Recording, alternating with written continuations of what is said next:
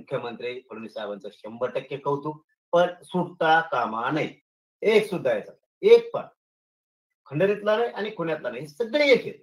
आता खंडणीवाल्याने खून करायला लावणं आणि त्यांना पाठीशी घालणं, पाठिंबा देणं म्हणजे काय ते 302 मध्ये नाही मग सामूहिक कट त्याने रचला नाही का? मग त्यांनी कट रचला, ह्यो इकडंच राहिला, खुनं करायला दुसऱ्याला पाठवलं, खंडणी मागायला दुसऱ्याला पाठवलं, तिकडं खुनं करून टाकले.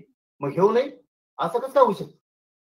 खुनं करणारा ज्यांनी केला ना त्यांना पाठवणारा खंडणीवाला ह्यो मुख्य आरोपी पाहिजे. खरं ह्यो मेन मुख्य आरोपी पाहिजे. तर येणीच ह्यो घडून आणतो आणि यांना पाठीमागं पाठीराखी करणारा कोण? अनेक टोळ्या आहेत. आंदोलन करणारे वेगळ्या टोळ्या, टीम यायची, वाचवा वाचवा म्हणणारे वेगळ्या टीम आहे त्यांच्या. त्या खूप टीम आहेत. हे मुख्यमंत्री साहेबांनी समजून घेणं गरजेचं आहे. ही खूप किचकट प्रक्रिया आहे. हे मुख्यमंत्र्याला राबावंच लागणार आहे. खोल जायला लागणार आहे याच्यात मुळाजाळाशी. आणि त्यावेळेस या सगळ्या टीमा उघड्या पडणार आहेत. कारण हे आंदोलन करतात आरोपीला पाठिंबा देण्यासाठी, आरोपीला सोडून द्या म्हणायसाठी. याचा अर्थ हे सगळे या खुनाच्या कटात सहभागी. यांना सगळ्यावरती गुन्हे दाखल करून यांना आरोपी केलं पाहिजे. मात्र मुख्यमंत्र्यांकडे एक अपेक्षा आहे, खंडणीतले आणि खुनातले आणि त्यांना साथ देणारे सगळे आरोपी 100-150 जण असू शकतात. यांना सगळ्याला मध्ये टाका आणि यांची अंडर ट्रायल चालवा, यांची नार्को टेस्ट करा, यांना मोका लावा, 302 खाली घ्या आणि जन्मठेप पोस्टर यांना सोडू नका. या टोळीचा, गुंडगिरी करणाऱ्या टोळीचा समूळ नाही नका. दुसऱ्याला नाव ठेवते, दुसऱ्याच्या आंदोलनात घुसून जाळपोळा करणं, गाड्या फोडणं, बंद पाडणं, हे प्रयोग इथे हे मुंडेंचे लोक आहेत. ही धनंजय मुंडेची टोळी. हिला जातीकडे नका नाही, ही जातीकडे नका. ते वंजारी जातीतले चांगले लोक आहेत, लय चांगलं. आम्ही कधी जातीवर बोलवलं पंचायत. वंजारी नाही, धनगर नाही, दलित नाही, मुस्लिम नाही, 12 बलुतेदार नाही, 18 पकड जातीवर.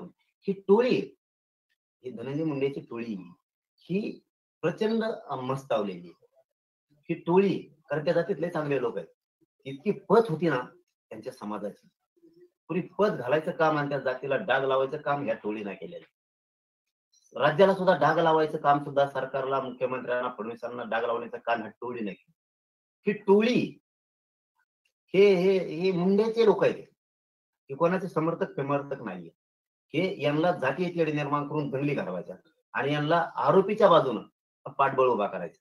आता उद्या जनता तसंच करणार आहे. आता सगळ्या जातीची 100% करणार आहे. आरोपीनं कोणाला काही केलं की लोक म्हणणार आहेत आमच्या आरोपीने काही नाही केलं, सोडून द्या. ही रूढ पाडी या धनंजय मुंडेच्या टोळी. याने ती आवरायला पाहिजे, तिला आवर घालायला पाहिजे. त्याने घातला नाही, हे प्रोत्साहन दिलं, पाठबळ दिलं त्यांना. म्हणून आज हे नड्याला आले त्यांच्या. आणि उगा त्यांच्या जातीला बदनाम करायची काय गरज नाही. त्यांची जात नाही, ओबीसी नाही, कोणी नाही, कोणी नाही, कोणी नाही.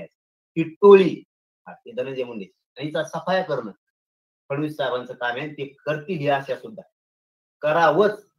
यांनी ही गुंडाराज बंद करून टाकायचं सगळं. बीड ही परळी मुक्त करून टाका.